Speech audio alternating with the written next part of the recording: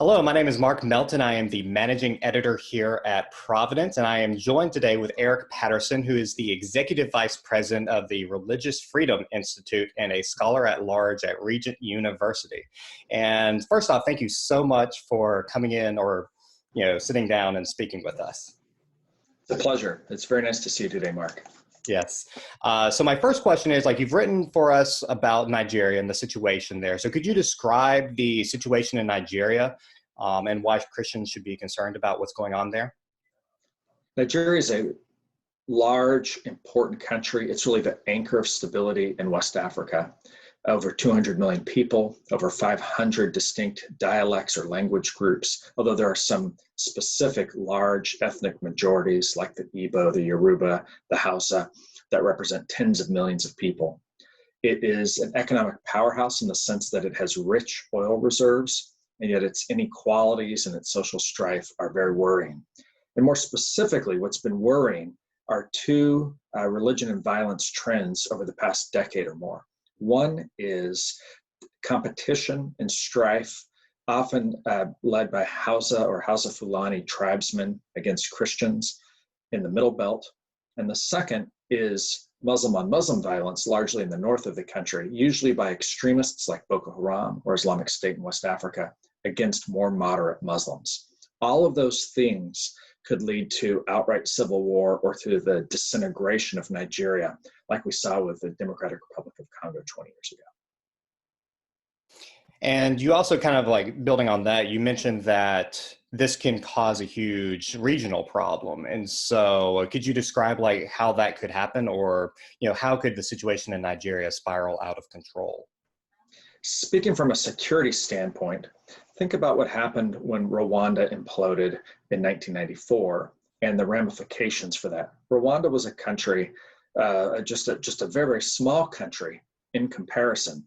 But what happened in that country, not only did you have close to 1 million deaths, 800,000 deaths due to a genocide that lasted only about 3 weeks, but you had the effects of that cross the borders in the neighborhood, caused destabilization in other countries, and ultimately the former Zaire, what's today's Democratic Republic of Congo, fell into a period where it had 2 civil wars that resulted in somewhere between 2 and 3 million deaths. It was a continental type of war. It was on the scale of World War II in a sense, and it destabilized the entire region. Nigeria is a much bigger country, and were it to fail or for it to fall into civil war, which it has in the past in the 1960s, for instance, that it would send shockwaves across that entire region.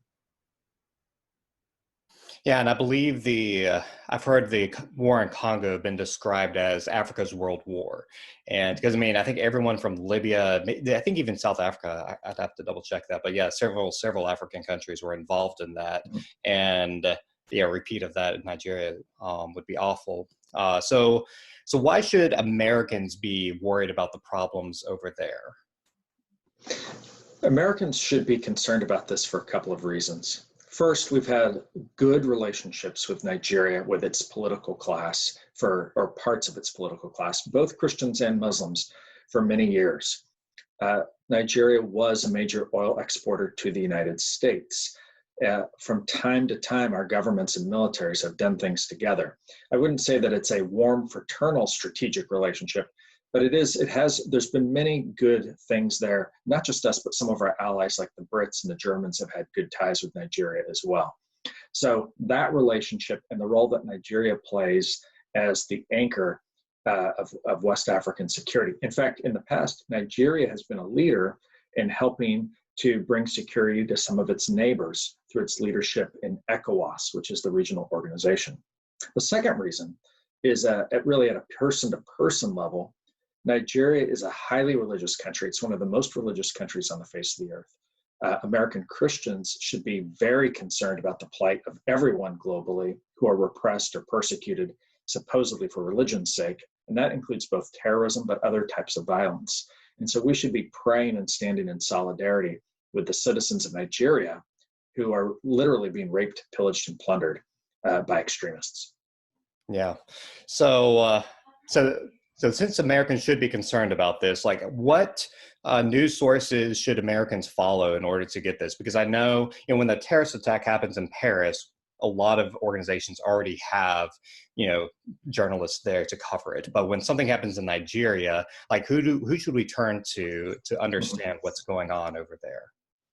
Well, it's really true that American news does not do enough reporting on international affairs, at least not what comes across people's main news feed or what they're watching at the 5 o'clock news or something. For Christians in specific, things that would help them very much would be, for instance, to follow updates from groups like Open Doors, to follow updates from our organization, the Religious Freedom Institute, IRD, the parent of Providence. Faith McDonald is an Africa watcher with some specific expertise, particularly in North Africa, but she watches these things. CSW, Christian Solidarity Worldwide. These are a few of the Christian organizations. And from a news standpoint, it's very helpful to see what World Magazine is providing. These are these are just a few of the resources that are out there that can help Christians to have a global sense of what's happening for Christians worldwide and in specific places where Christians are persecuted. And I know you've mentioned how, and I think you alluded to this earlier, where Christians are being attacked, but you also have the moderate Muslims being attacked too in those same areas. Do you want to speak to a second about what's going on with all of that? I sure would. On the one hand, what's been worrying are increased attacks on Christians, including the burning of churches and the targeting of clergy or people who are studying for the ministry. And we see that primarily in the Middle Belt. This has been happening every month for the last several months in Nigeria. And I cite that in a piece for Providence a few weeks ago.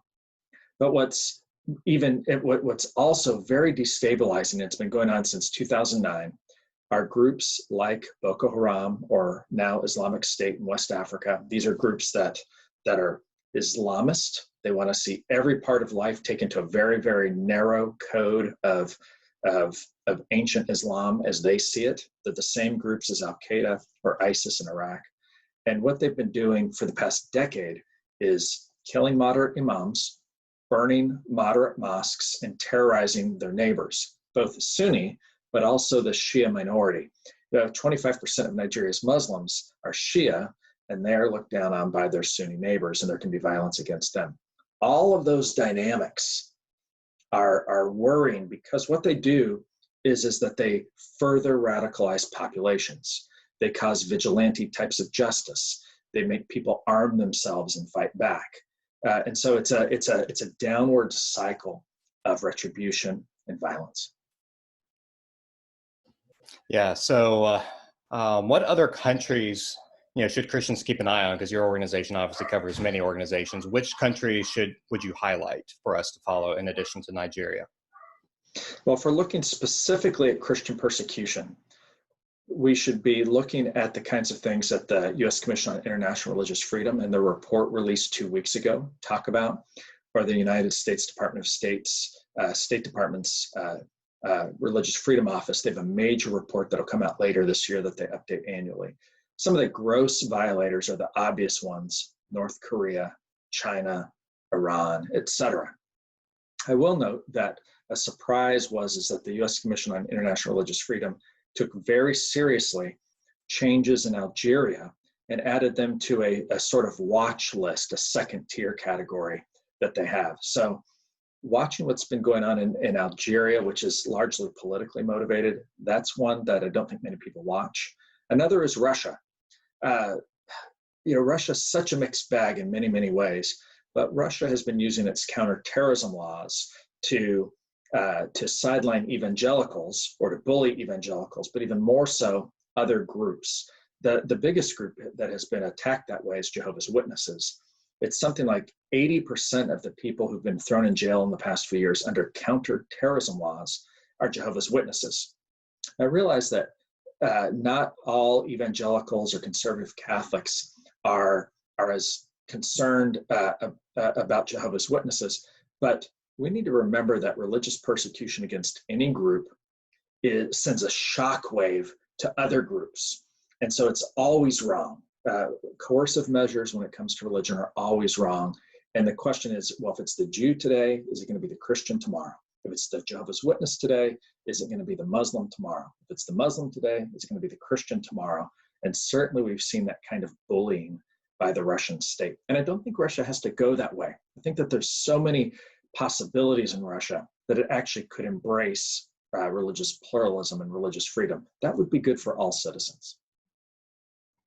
Well, thank you so much for spending some time today, this morning, to speak with us about these issues and giving us some of these different countries. I know Russia has been, like you said, it's an interesting case because I know, a few years ago, a lot of Christians were looking at Russia as being like a Christian ally, and I think they were doing that because there's a lot of overt Christian, symbolism, but underneath it, like there is a lot of that coercion, especially like you said with the Jehovah's Witness. So thank you so much for taking the time and speaking with us about all these different issues. It's my pleasure, Mark. Best wishes.